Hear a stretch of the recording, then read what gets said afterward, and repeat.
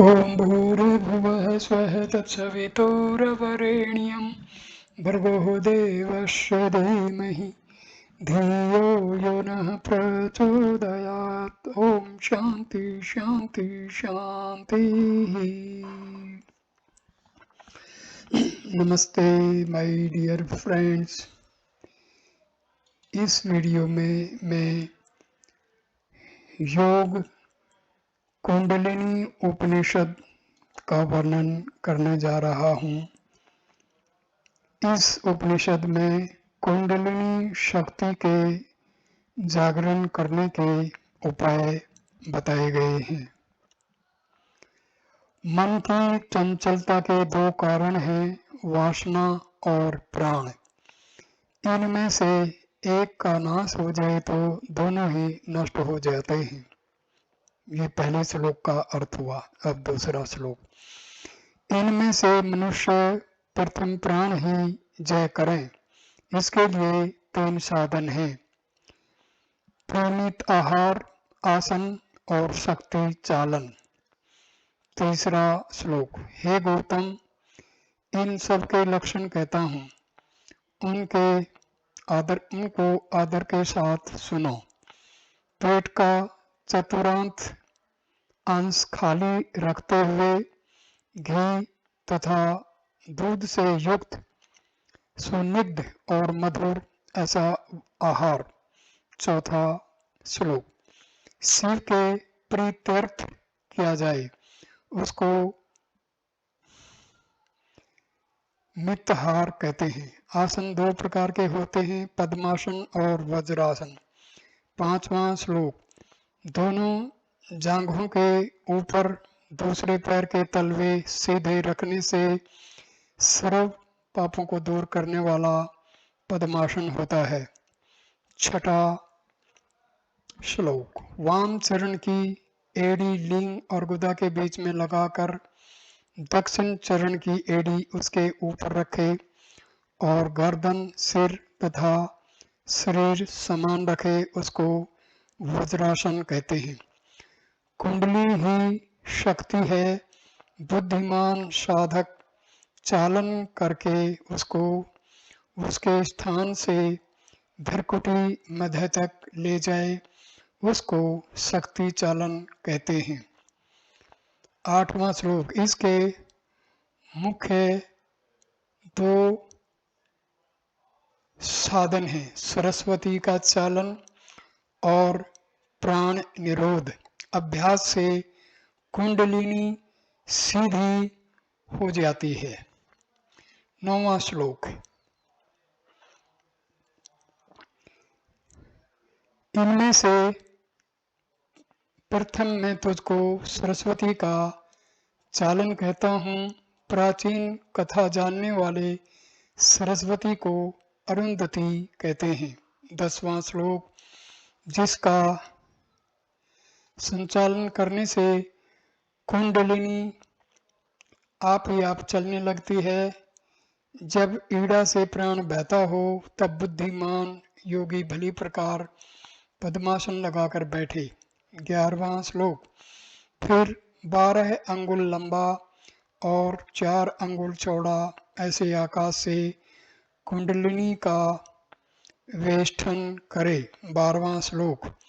पश्चात हाथ के अंगुष्ठ से और तर्जनी से दाहिनी और बाईं नासिका दृढ़ता पूर्वक ग्रहण करके प्रथम दाहिनी और पश्चात बाईं नासिका द्वारा बार बार रेचक पूरक करते हुए उसको भावना द्वारा दाहिनी और बाईं ओर चलन करे। 13वां श्लोक। बुद्धिमान योगी 2 मुहूर्त पर्यंत 48 मिनट इस प्रकार सरस्वती का चालन करे। इससे कुंडलिनी के समीप अवस्थित सुषुम्ना को फिर किंचित ऊपर की तरफ खींचे। 14वां श्लोक।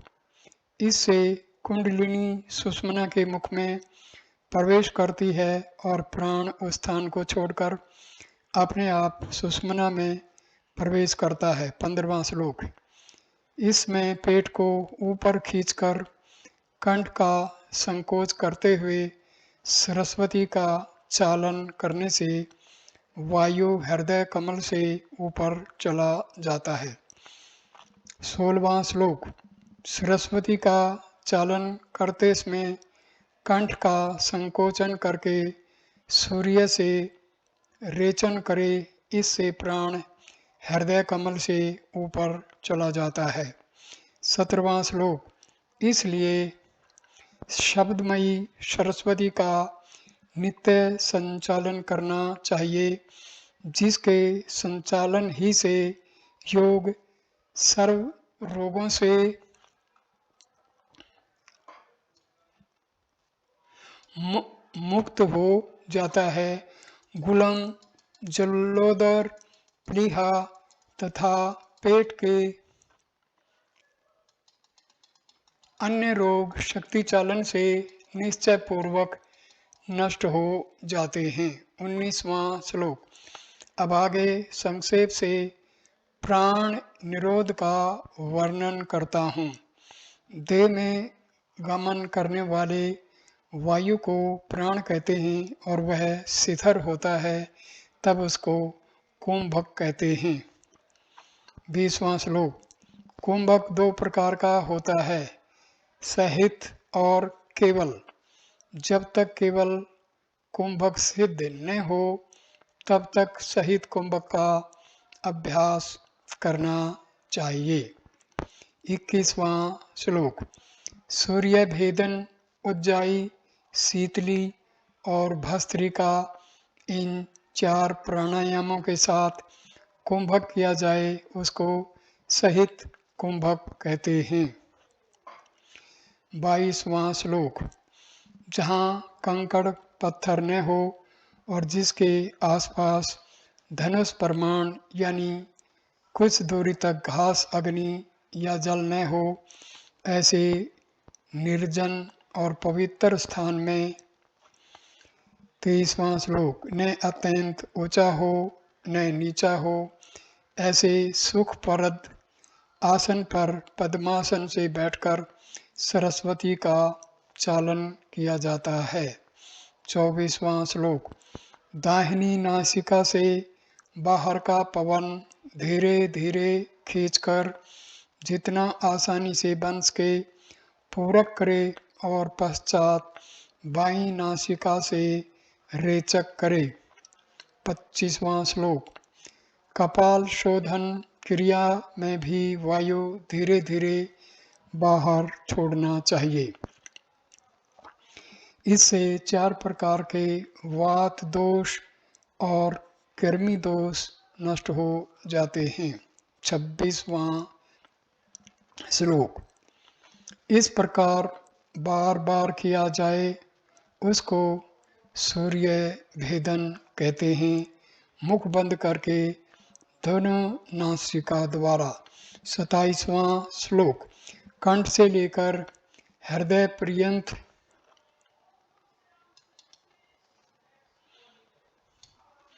स्पर्श करते हुए तथा आवाज करते हुए वायु को ग्रहण करके पहले के समान कुंभक करके ईड़ा बाई नासिका से रेचक कर दे। 28वां श्लोक। इससे मस्तिष्क की गर्मी, गले का कफ तथा अन्य बहुत से रोग दूर होते हैं। इस पवित्र क्रिया से देह को अग्नि भी बढ़ती है। 29वां श्लोक। इससे नाड़ी, जलोदर तथा धातु संबंधी रोग नष्ट हो जाते हैं। यह उज्जाई कुंभक चलते फिरते उठते बैठते यानी हमेशा करना चाहिए। 30वां श्लोक।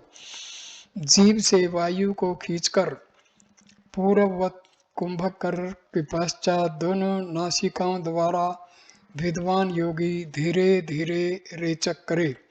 31वां श्लोक। इस शीतली कुंभक से गुल्म, प्लीहा, पित्त, जवर तथा प्यास नष्ट हो जाती है और विष भी पच जाता है। 32वां श्लोक। पश्चात पद्मासन बांधकर गर्दन तथा सिर समान रखकर बैठे और मुख बंद करते हुए प्राण को नासिका से रेचन करे। 33वां श्लोक। वायु आवाज के साथ इस प्रकार खींचे कि मस्तिष्क में तथा कंठ से लेकर हृदय कमल तक स्पर्श प्रतीत हो। 34वां श्लोक। फिर रेचक करे और इस प्रकार बार बार पूरक तथा रेचक करे जैसे कि लोहार की धौंकनी जल्दी जल्दी चलाई जाती है। 35वां श्लोक। वैसे ही शरीर में रहे हुए प्राण को धीरे धीरे चलावे और जब श्रम प्रतीत होने लगे सूर्य से पूरक करने लगे। 36वां श्लोक। जितना सुलभता पूर्वक बन सके उतना वायु से उदर पूर्ण करके नासिका को मध्य भाग में तर्जनी छोड़कर अन्य 4 उंगलियों से दृढ़ता पूर्वक ग्रहण करे। 37वां श्लोक। और पूर्ववत कुंभक करे, फिर ईड़ा से रेचक करे। कंठ की जलन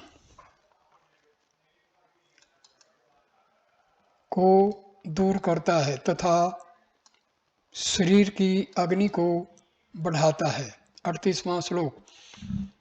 पुण्य को बढ़ाने वाला, पाप का नाश करने वाला, परम कल्याणप्रद और सुखदायी ऐसा यह कुंभक सुषुम्ना के मुख में रहे हुए कफादि की रुकावटें दूर करता है। 39वां श्लोक। तीनों गुणों से उत्पन्न हुई तीनों ग्रंथियों का भेदन करता है, इसलिए इस भस्र कुंभक को खास करके करना चाहिए। 40वां श्लोक। चारों प्रकार के कुंभक करते समय निष्पाप योगी इन तीनों बंधों को भी करे। 41वां श्लोक। प्रथम मूल बंध, द्वितीय उड़ियान और तृतीय जालंधर बंध कहलाता है। इन सब के लक्षण आगे कहते हैं। 42वां श्लोक। नीचे गति रखने वाले अपान को अपान द्वार का आकुंचन करके जो बलपूर्वक ऊर्ध्व चढ़ाता है उसको मूल बंध कहते हैं। 43वां। जब अपान ऊपर चढ़कर बही मंडल को प्राप्त होता है तब वहाँ की अग्नि की ज्वाला बहुत बढ़ जाती है। 44वां श्लोक। वहाँ की ज्वाला में से निकलने के कारण प्राण ओसन होता है, वही अत्यंत प्रदीप्त हो जाता है, तब देह में ज्वलन यानी गर्मी उत्पन्न होती है। 45वां श्लोक। उससे सोई हुई कुंडलिनी संतप्त हो जाने से जागृत हो जाती है और लकड़ी की चोट खाई हुई भुजंगी के समान फुसकार करती हुई कुंडलिनी सीधी हो जाती है।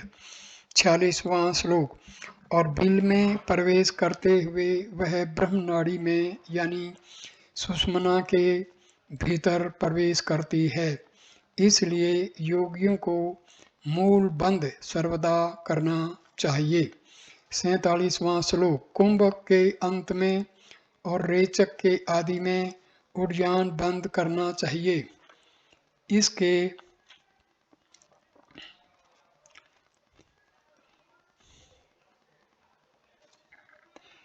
करने से प्राण सुषुम्ना में ऊपर उठते हैं। 48वां श्लोक। इसलिए इसको योगी लोग उड्डयन यानी उड़ने वाला कहते हैं। वज्रासन सिद्धासन लगाकर हाथ जान्हों पर जमा कर रखे। 49वां श्लोक। सिद्धासन में पैर के टखने के पास कंध होता है, उसको भीतर दबाते हुए पेट को ऊपर की तरफ खींचे, यह खिंचाव हृदय तथा गले में भी रहे। 50वां श्लोक। धीरे धीरे प्राण जब पेट के संधि में प्रवेश करता है तब वह पेट के सब दोष निवृत्त करता है, इसलिए इसको हमेशा करना चाहिए। 51वां श्लोक। पूरक के अंत में जालंधर नामक बंद किया जाता है। इस बंद में कंठ का संकोचन किया जाता है जिससे कि वायु का मार्ग रखता है। 52वां श्लोक। नीचे से मूल बंद द्वारा आकुंचन करे, ऊपर जालंधर बंद द्वारा कंठ का संकोच कर और बीच में उड्डयन द्वारा प्राण को ऊपर खींचे। इस प्रकार करने से प्राण सुषुम्ना में प्रवेश करता है। पूर्वोक्त कर्म से भली प्रकार आसन लगाकर सरस्वती का चालन करके पश्चात प्राण का निरोध करना चाहिए। 54वां श्लोक। प्रथम दिवस चारों कुंभक प्रत्येक 10 बार करना चाहिए, दूसरे दिन 15 बार। 55वां श्लोक। तीसरे दिन 20-20 बार। इस प्रकार प्रतिदिन 5-5 बढ़ाते हुए तीनों बंधों सहित कुंभकों का अभ्यास नित्य करना चाहिए। 56वां श्लोक। दिन में सोना, रात में जागना, अति मैथुन करना, अधिक चलना, नित्य मलमूत्र को रोकना। 57वां श्लोक। यदि प्राणायाम करने वाला पुरुष आसन को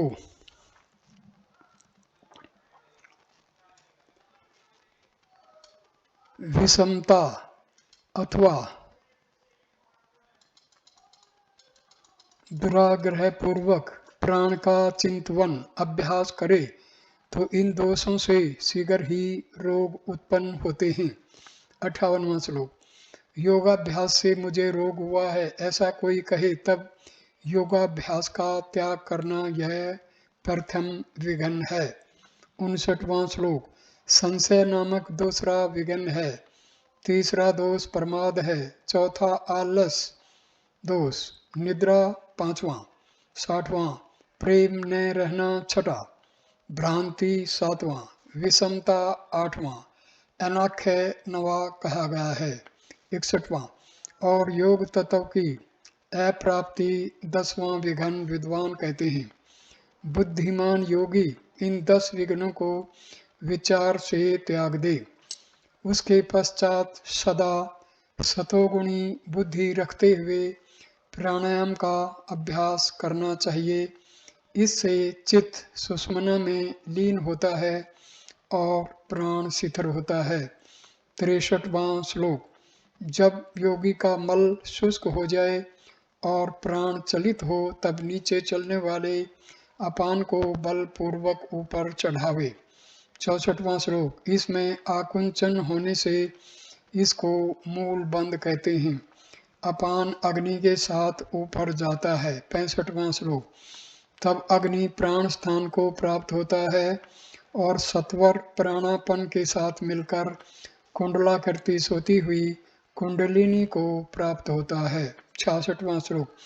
उस अग्नि से तपायमान होकर तथा अपान वायु से प्रेरित होकर यह कुंडलिनी अपने शरीर को सुषुम्ना के मुख में फैलाती है। 66वां श्लोक। 67वां श्लोक। फिर रजोगुण से उत्पन्न ब्रह्म ग्रंथि को भेदन करके सुषुम्ना के मुख में से वह बिजली की लकीर की तरह ऊपर चढ़ती है। 68वां श्लोक। तेजी के साथ ऊपर चढ़कर हृदय में स्थित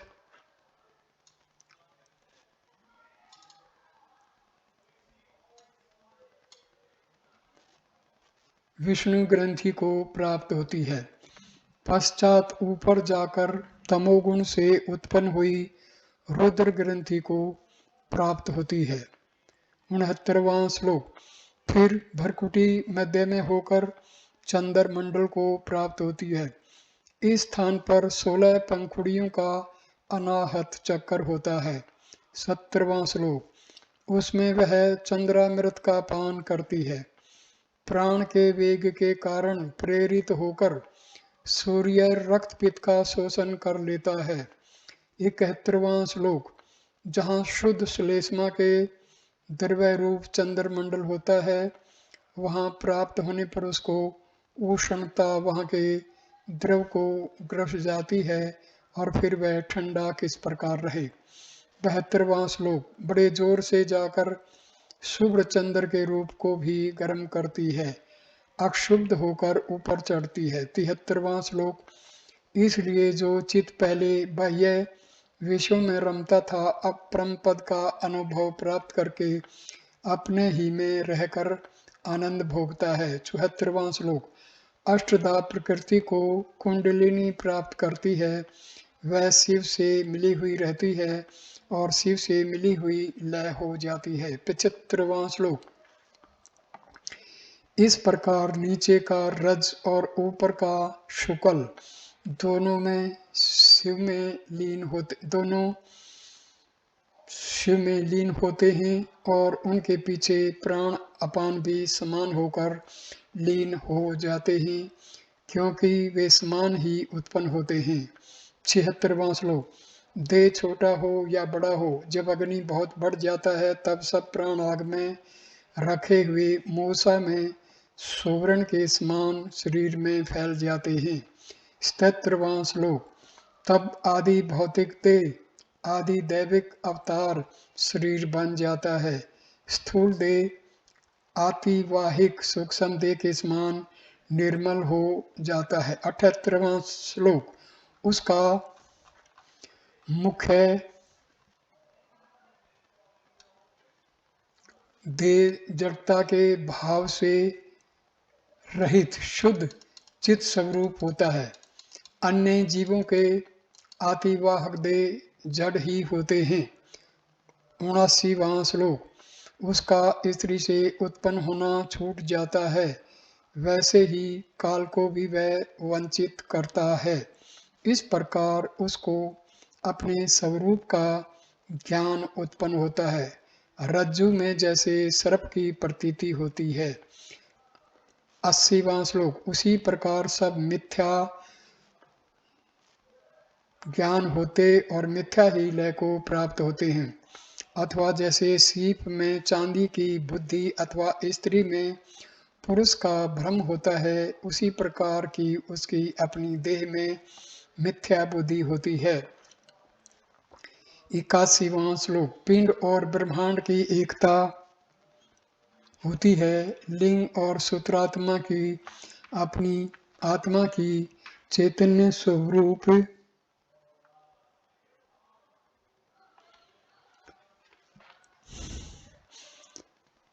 अपनी आत्मा की चैतन्य सब प्रकाश स्वरूप से एकता होती है।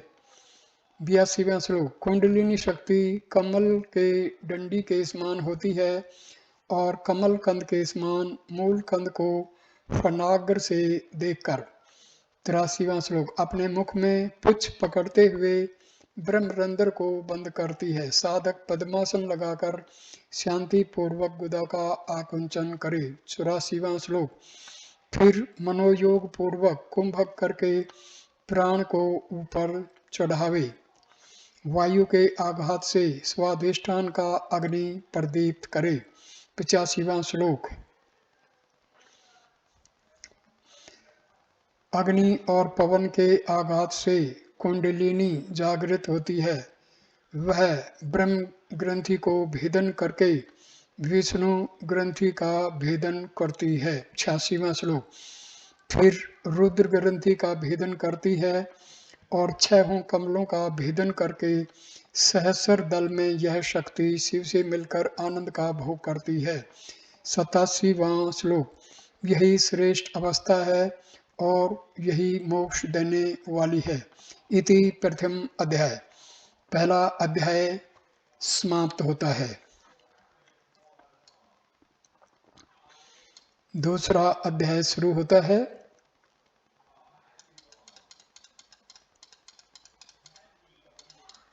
दूसरे अध्याय का पहला श्लोक। अब मैं खेचरी नाम की विद्या को कहता हूँ। इसको जानने वाला इस श्लोक में जरा मृत्यु को प्राप्त नहीं होता। जरा मीन्स बुढ़ापा। दूसरा श्लोक। इसलिए हे मुने, जो जरा मृत्यु से ग्रस्त हैं, वे इस विद्या को जानकर बुद्धि दृढ़ करके इसका अभ्यास करें। तीसरा श्लोक। जरा मृत्यु और रोगों के नाश करने वाली इस खेचरी विद्या को इस लोक में जो ग्रंथ से भाव से और अभ्यास द्वारा जानता है। चौथा श्लोक। ऐसे पुरुष को हे मुने सर्वभाव से गुरु मानकर उसी का आश्रय लेना चाहिए। खेचरी विद्या दुर्लभ है और उसका अभ्यास उससे भी दुर्लभ है। 5वां श्लोक। अभ्यास और मेलन योग दोनों एक साथ करने से सिद्धि नहीं होती और केवल अभ्यास में लगे रहने वालों को मेलन योग की प्राप्ति नहीं होती। छठा श्लोक। हे ब्राह्मण, अभ्यास तो कभी जन्मांतर में भी मिल सकता है, परंतु मेलन योग 100 जन्मों में भी नहीं मिलता। सातवां श्लोक। बहुत जन्मों तक अभ्यास करके कोई योगी अनेक जन्मों के पश्चात मेलन को प्राप्त करता है। आठवां श्लोक। जब योगी गुरुमुख से मेलन मंत्र को प्राप्त करता है, तब वह शास्त्र में कही हुई सिद्धि को प्राप्त करता है। तब संसार से निर्मुक्त होकर वह शिव रूप बन जाता है। 10वां श्लोक। शास्त्र के बिना गुरु भी इसका बोध नहीं करा सकता, इसलिए इस शास्त्र का मिलना भी हे मुने अत्यंत कठिन है। 11वां श्लोक। जब तक इस शास्त्र की प्राप्ति न हो, वहां तक यति पृथ्वी पर पर्यटन किया करे, और जब इस शास्त्र की प्राप्ति हो जाए तब सिद्धि हाथ में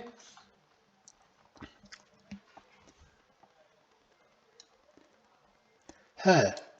12वां श्लोक। शास्त्र के बिना तीनों लोकों में सिद्धि देखने में नहीं आती, इसलिए मेलन देने वाला, शास्त्र देने वाला 13वां श्लोक, और अभ्यास देने वाला ऐसा गुरु अचित रूप शिव ही है, ऐसा मानकर उसका आश्रय करना चाहिए। इस शास्त्र को प्राप्त करके और किसी को प्रकट नहीं करना चाहिए। 14वां श्लोक। इसलिए जो कोई इसे जानता है वह यत्न से उसको गुप्त रखे। हे ब्रह्मा, जहाँ इस दिव्य योग का देने वाला गुरु रहता हो।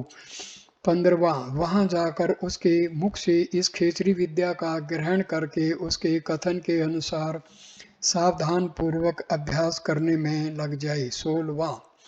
इस विद्या से योगी को खेचरी की सिद्धि होती है।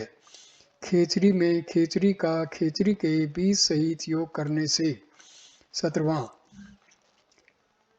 देवताओं का अधिपति बनकर देवताओं में ही सदा रहता है। खेचर शब्द का द्योतक है आकार है। आवसथ यानी धारणा शक्ति का दीर्घ ई कार, अग्नि का बीज रैकार और जल का मैकार है। इन सब को मिलाने से हरिओम हो जाता है। 18वां श्लोक। यही खेचरी बीज है और इसी से खेचरी सिद्ध होती है। सो मांस सकार है, उसका प्रतिलोम से 9वां अक्षर भय को लिखे। 19वां श्लोक।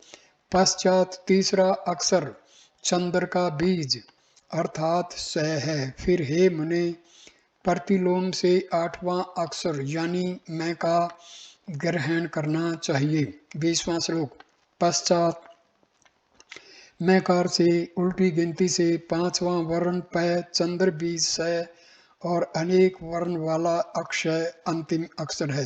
बीज मंत्र के प्रत्येक वर्ण में अनुस्वार सम्मिलित करना पड़ता है, इसलिए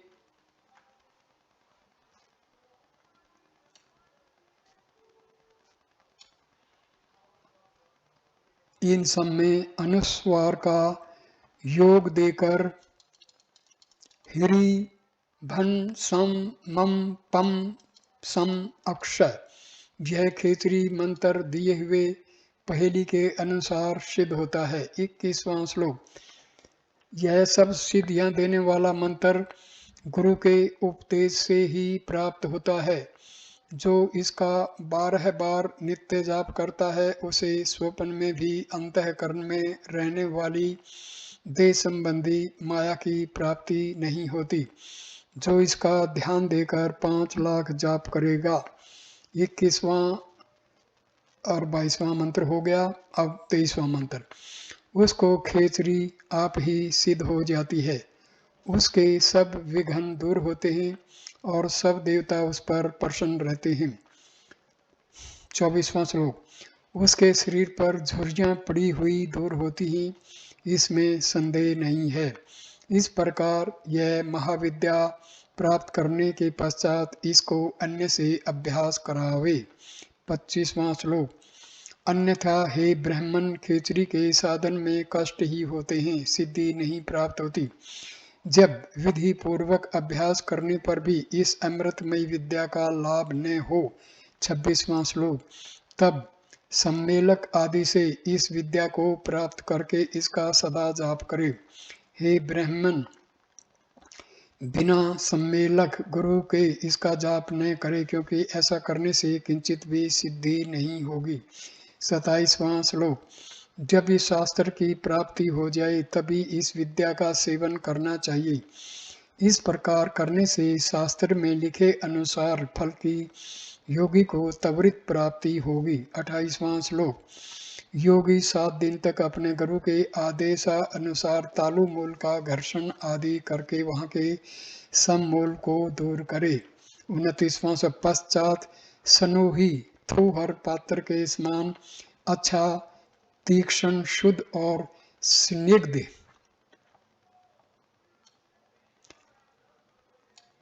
शस्त्र ग्रहण करके उससे एक रोम के बराबर छेदन करे। 30वां श्लोक, फिर सैंधव और हर्र का चूर्ण वहां लगाए, फिर 7वें दिन एक रोम के समान छेदन करे। 31वां श्लोक, इस क्रम से नित्य उद्योग करके 6 मास तक छेदन करे तो 6 मास से पश्चात जीव के मूल की शिरा का बंधन नष्ट हो जाएगा। 32वां श्लोक, पश्चात जीव के अग्रभाग को वस्त्र से बांधकर नियमित रूप से उसको धीरे धीरे खींचता रहे। 33वां, इस प्रकार से 6 मास तक नित्य दोहन करने से जीव भ्रू मध्य तक जाती है और पार्श्व में कर्ण विवर तक पहुंचती है। 34वां श्लोक, वैसे ही नीचे की ठोड़ी के मूल तक पहुंचती है। कर्म पूर्वक अभ्यास करने से तीसरे वर्ष में। 35वां श्लोक, जीभ ऊपर केश के अंत तक जाती है और बाजू पे कंधों तक पहुंचती है, नीचे को कंठकूप तक जाती है। फिर 3 वर्ष के बाद 36वां श्लोक, जीभ ब्रह्मरंध्र को ढांप कर रहेगी, इनमें तनिक भी संशय नहीं है, और पार्श्व में जीभ गर्दन के पीछे तक जाएगी और नीचे कंठ के अंत तक पहुंच जाएगी। 37वां, इस प्रकार कर्म पूर्वक अनुष्ठान करने से जीव मस्तिष्क में ब्रह्मरंध्र को भेद कर जाती है। जिस अति दुर्लभ विद्या का पहले बीज के साथ कथन किया है। 38वां श्लोक, उसके 6 भिन्न भिन्न अक्षरों से षड्न्यास करना चाहिए तथा संपूर्ण सिद्धि लाभ करने के लिए उसे करन्यास भी करने चाहिए। 39वां श्लोक, इस प्रकार धीरे धीरे अभ्यास करना चाहिए, शीघ्रता नहीं करनी चाहिए।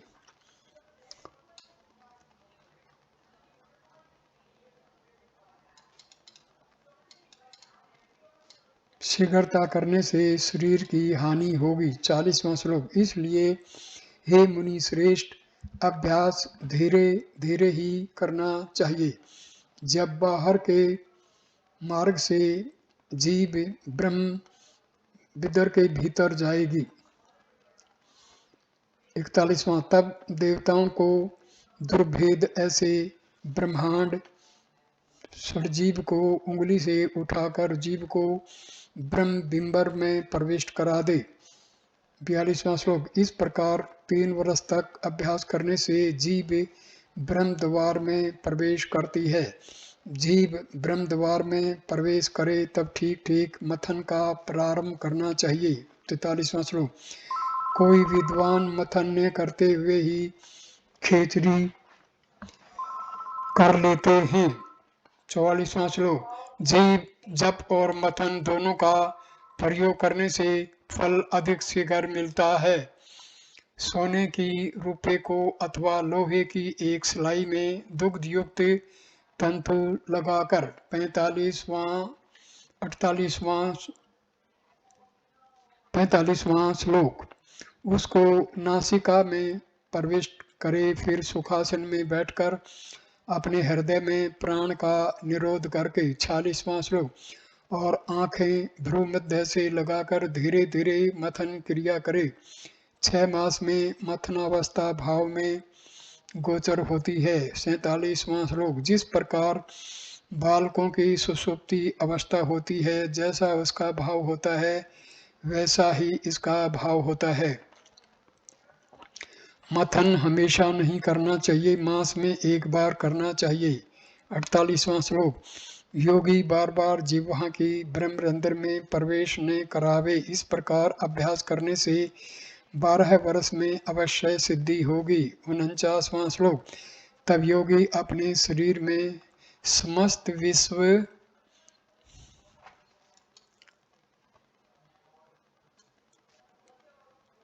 देखता है, क्योंकि जीव को ब्रह्मरंध्र से ऊपर जाने के मार्ग में ही समस्त ब्रह्मांड अवस्थित है। दूसरा अध्याय समाप्त। तीसरा अध्याय। मेलन मंत्र यह है। ह्रीं भम सम मम पम सम अक्षम। ब्रह्मा बोले, हे शंकर, अमावस्या प्रतिपदा तथा पौर्णमासी का वास्तविक भावार्थ क्या है, सो कहिए। ये पहला श्लोक हो गया। दूसरा श्लोक। प्रतिपदा का अर्थ है सूर्य है, अमावस्या का अर्थ सूर्य चंद्र का अभाव और पौर्णमासी का अर्थ चंद्रमंडल है, अर्थात इस कर्म से चंद्रमंडल में स्थिर रहना चाहिए, इसके अतिरिक्त और कोई उपाय ही नहीं है। तीसरा। कामना के कारण विषय की इच्छा मनुष्य करता है और विषय द्वारा कामना में फंस जाता है, इसलिए कामना और विषय दोनों का त्याग करके निरंजन आत्मा ही का आश्रय करना चाहिए। चौथा श्लोक। यदि मनुष्य अपना हित चाहता हो तो आत्मा से भिन्न सब पदार्थों का त्याग करना चाहिए तथा मन को शक्ति में प्रविष्ट कर शक्ति में ही उसको रखना चाहिए। पांचवा श्लोक। मन से मन को देखकर उसका त्याग करना ही परम पद है। मन ही उत्पत्ति स्थिति का कारण रूप बिंदु है। छठा श्लोक। जैसे दूध से घी निकलता है वैसे ही मन से बिंदु उत्पन्न होता है, उसमें बंधन नहीं है, बंधन का कारण तो मन ही है। सातवां श्लोक। चंद्र और सूर्य के बीच में शक्ति का रहना ही बंधन रूप है, इसलिए सुषुम्ना को जानकर उसका भेद करके उसको प्राण को चलाना चाहिए। आठवां श्लोक। प्राण को बिंदु में स्थिर करके घ्राण रंध्रों का निरोध करना चाहिए। इस प्रकार प्राण, बिंदु, सत्व, मन और प्रकृति शक्ति का वर्णन हुआ। इनको तथा 6 चक्रों को जानकर सुख स्वरूप स्थान में प्रवेश करना चाहिए। मूलाधार, स्वाधिष्ठान, मणिपुर। तीसरा 10वां श्लोक। अनाहत, विशुद्ध और आज्ञा, ये 6 चक्र हैं। मूलाधार गुदा के स्थान में, स्वाधिष्ठान लिंग के स्थान में। 11वां श्लोक। मणिपुर नाभि के देश में, हृदय स्थान में अनाहत, कंठ मूल में विशुद्धि चक्र और मस्तिष्क में आज्ञा चक्र होता है। 12वां। 6 चक्रों का ज्ञान करके सुख रूप सहकार में प्रवेश करे, प्राण को ऊपर खींचकर कुंडलिनी के साथ उसको ऊपर स्थिर रखे।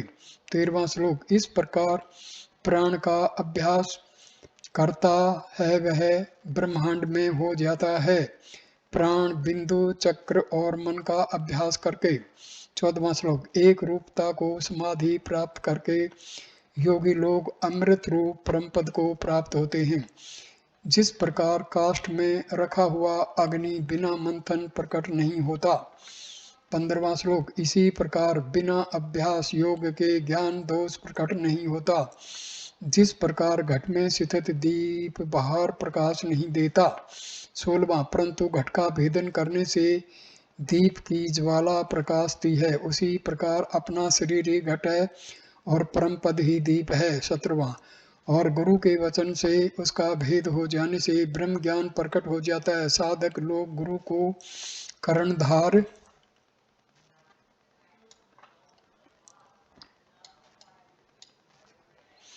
ग्रंथों के जन्मों के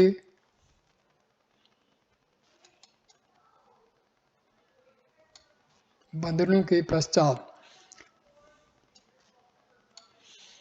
28वां सूक्त, शुभ कर्मों का उदय होता है तब अपने विकारों को जानने की इच्छा करता है कि मैं कौन हूँ, यह संसार रूप दोष कहाँ से आया। अपने मिथ्या स्वरूप से सोचता है कि जागृत और स्वप्न में तो मैं व्यवहार करता हूँ, परंतु सुषुप्ति में मेरी क्या गति होती है। 30वां, जैसे रुई का पिंडा अग्नि से जल जाता है, वैसे चिदाभास अज्ञान के कारण जगत के ताप से दग्ध होता है। इस प्रकार ज्ञान के नष्ट होने पर हृदय में रहा हुआ प्रत्यात्मा विस्तार को प्राप्त होकर विज्ञान का भी अक्षण मात्र में नाश करता है।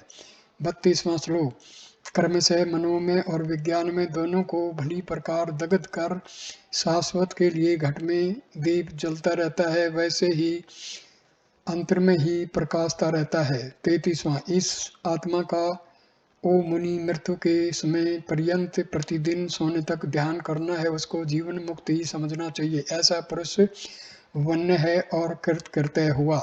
34वां श्लोक, जब इसका देह काल के वश हो जाता है तब यह जीवन मुक्ति का पद छोड़कर जिस प्रकार हवा का चलना बंद हो जाता है, उसी प्रकार वह विदेहित तव को प्राप्त होता है। 35वां, जो शब्द स्पर्श रूप रस और गंध रहित नित्य और अव्यय है, जिसको आदि अंत तक नहीं है, जो महान परम और ध्रुव है, वही अंत में शुद्ध और विकार रहित ब्रह्म शेष रहता है। इति योग कुंडलिनी उपनिषद समाम।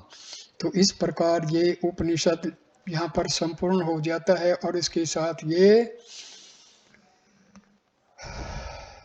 वीडियो भी संपूर्ण हो जाता है। वीडियो देखने के लिए धन्यवाद। नमस्कार मेरे दोस्तों, धन्यवाद।